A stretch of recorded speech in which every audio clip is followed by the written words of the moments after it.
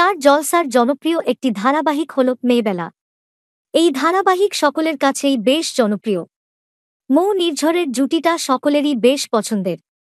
এদের মাঝে অনেকেই চাঁদনীকে মেনে নিতে পারে না, আর তাই তারা চান তাদের দুজনের মিল হোক। কিন্তু মিলের বদলে দূরত্ব বেড়েই যাচ্ছে তাদের মধ্যে। সম্প্রতি যে প্রোমো ভিডিও প্রকাশ পেয়েছে তাতে দেখা গেছে মৌ ডোডোর মধ্যে সৃষ্টি হয়েছে দূরত্ব। প্রোমোতে দেখা যাচ্ছে বিথি মাসিকে তার ভাড়াটিয়া এসে জানায় আর ভাড়ার টাকা দেবে না। এর কারণ বিথি জানতে চাইলে ভাড়াটিয়া বলে মৌ এই একতলাটা তার নামে লিখে দিয়েছে। এই কথা শুনে সকলেই অবাক হয়ে যায়, মৌকে ভুল বোঝে। আম্মাও ভুল বোঝে। মৌকে বলে মৌ আমাদের এভাবে ঠকালি। বিথি মাসি তাকে বিশ্বাসঘাতক বলে সম্বোধন করেন। এইসব কথা শুনে মৌ বলে, আমি কথা দিচ্ছি এই বাড়ির একতলা আমি আম্মাকে ফিরিয়ে দেব। আজ থেকে আমি ঘর ছাড়া হলাম। মৌ যখন বাড়ি ছেড়ে চলে যেতে চায় তখন ডোডো আটকাতে যায়। মৌ তাকে বলে, বিশ্বাসঘাতক মৌ এই সম্পর্ক থেকে তোমাকে মুক্তি দিল ডোডোদা। এই কথা শুনে ডোডো কাচের বোতল ভেঙে নিজেকে আঘাত দেয়।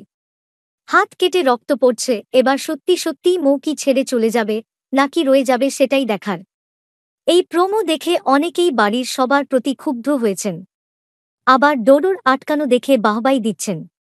একজন লিখেছেন, প্রোমোটা যে কয়বার দেখলাম তার হিসেব নাই, এত ভালো লাগছে, মনে হচ্ছে 2-1 দিনের মধ্যে এপিসোডটা দেখতে পাব। আর একজন লিখেছেন, ডোডোর এই অবস্থা দেখে মৌ যদি ডোডোকে জড়িয়ে ধরত ভালো হতো। এক অনুরাগী এ প্রসঙ্গে বিস্তারিত ব্যাখ্যা করে লিখেছেন, আচ্ছা, আমার নিউ প্রোমো দেখে মনে হলো মৌ যে সাদা কাগজে সই করেছিল সেটা ছিল ইন্স্যুরেন্সের, কি সব টাকা ফাঁকা পাবে সে নিয়ে। দেবতনু ভাদুরী তেমনটাই বলেছিলেন মৌকে। এবার মৌ তো ইন্স্যুরেন্সের পাওনা টাকা পাবে ভেবে আর সে সব টাকা দেবতনু ভাদুরীকেই নিয়ে নিতে বলল।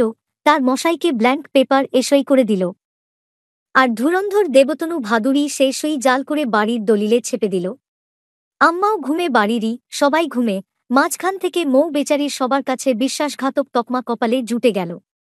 অবশ্য এটা পুরোই আমার ভাবনা, তবে মৌকে এ বিপর্যয় থেকে বাঁচাতে পারে মৌর মানি সুস্মিতা, কারণ উনি সেই করার সময় পুরো ব্যাপারটাই শুনেছিলেন, দেখেও ছিলেন। উনি হয়তো আসল তথ্য সবার সামনে আনতে পারেন যদি উনি একটু দুঃসাহসিনী হতে পারেন।